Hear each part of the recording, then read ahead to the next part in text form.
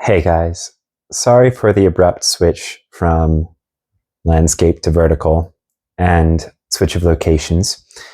My phone was overheating in the sun on the dashboard, so I had to move around. I'm in full Empress mode now on my throne of pillows. And we're going to keep going with this. So we have creativity, communication. And I believe with this one, I was saying that not everyone is coded, like their soul doesn't so naturally gravitate to spirituality that is as earthy as, say, shamanism or something like Wicca, which is very involved in nature and the wheel of the year, the seasons, right?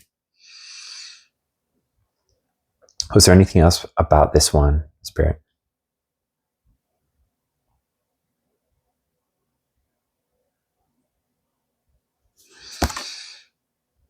I'm going to read a little bit from the book, I think.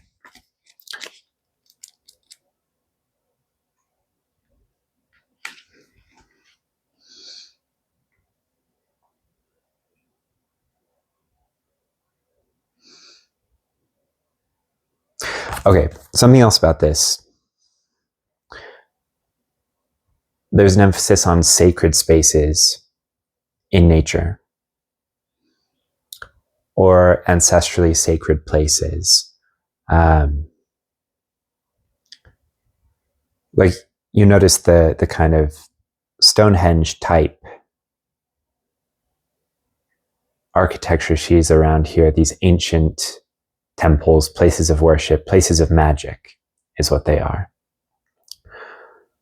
where ancient human beliefs and nature mix and intermingle. You will intuitively know when you arrive at a place like this, and possibly you already know of a special tree. Like that's usually how the most obvious thing to me is when I'll arrive in a space and I see a particular tree and how the landscape moves around it.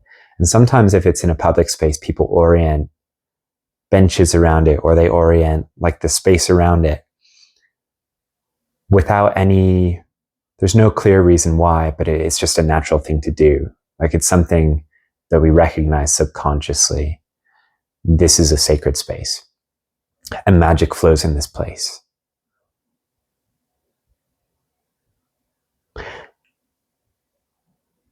There is a place like this for you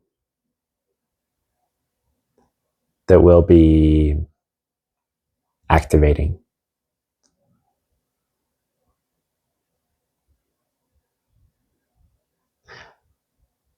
At the very least, you should meditate there.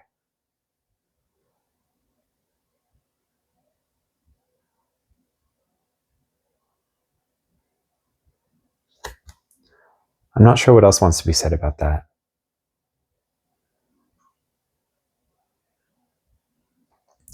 I'm unsure if you know of this place or if you'll be led to it. Yeah, my feeling is with the organic nature of this, you'll just end up there. And all of a sudden you'll realize, oh, I'm in a place of magic. Yeah, that's how it's going to go.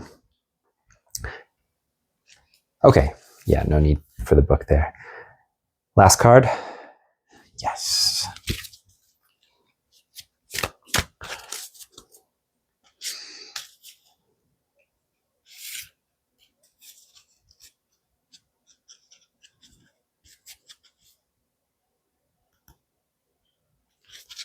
All right.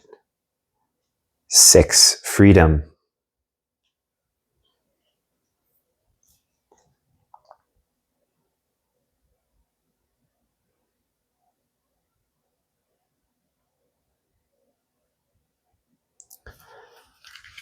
We're going to go from the book first for freedom. 6.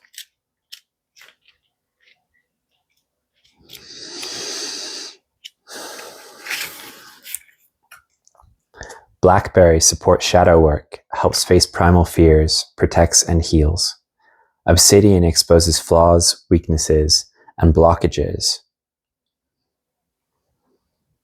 and provides support when facing them. I'm a big fan of obsidian. True freedom requires intense shadow work. Face your deepest fears.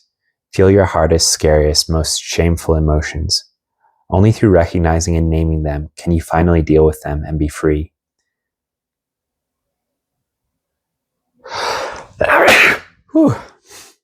Excuse me.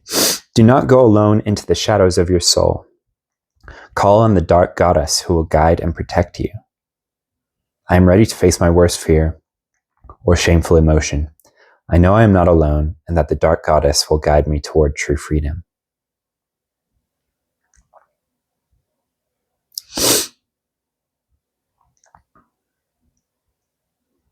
I'm hesitant to recommend work with specific deities, even as broad as dark goddesses. So what I will say is your shadow has a lot of gifts to give you, but there may be some stuff to work through first.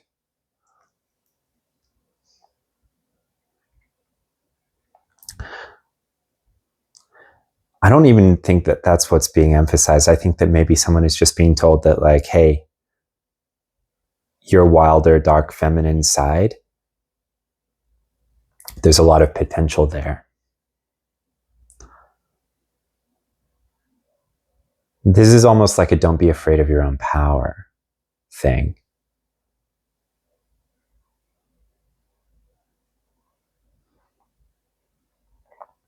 It's a little witchy, it's a little earthy.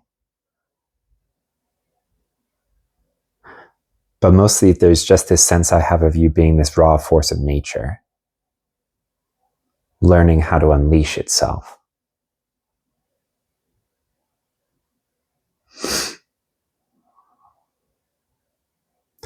Not to be afraid of this side.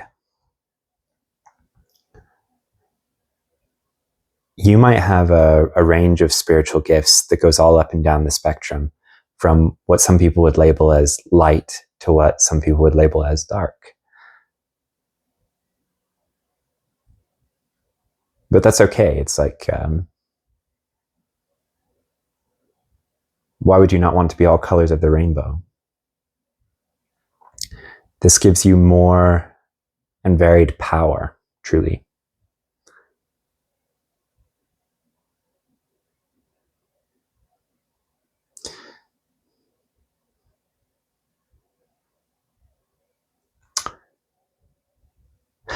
My sense is obsidian is important for you.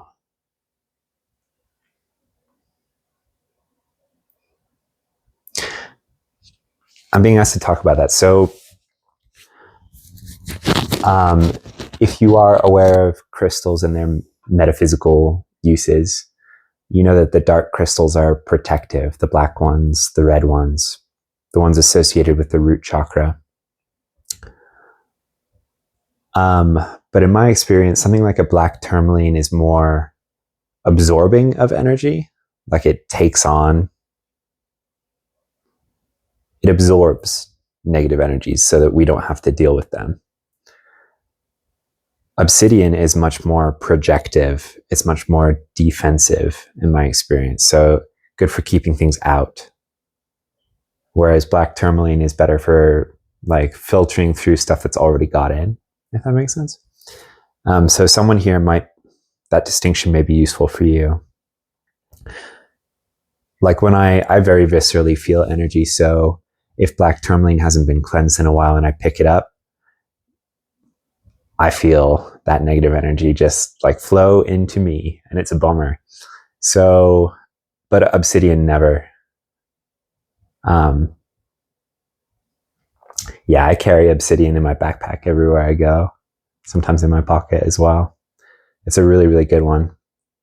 Some people think it's too, like I've heard someone describe it as like a staring into a void, the energy of dark obsidian, where it's just very powerful and dark. But for you, it'll be perfect. I'm like this as well. I know I come through as the guy, the tarot reader on YouTube who's always talking about angels and using like, you know, kids learning decks as oracle decks. But I also have these gifts up and down the spectrum. And it can be a little bit frightening to realize the power in your own darkness. You contain duality. And this card is coming out to reassure you that you need not be afraid of the darker side of the spectrum. Now that's it. All right, guys, thank you for your patience with this choppy reading as I got buffeted around my town, but this was really interesting. Someone has a lot of power, and it's very raw, like natural power. And you're just sort of going to be guided into it. But there's a degree to which you might offer resistance if you fear this darkness. And what they're saying is to go with the flow, I think. You'll know what to do and when to do it. Trust in that. You'll do great. All right, guys. See you in the next one.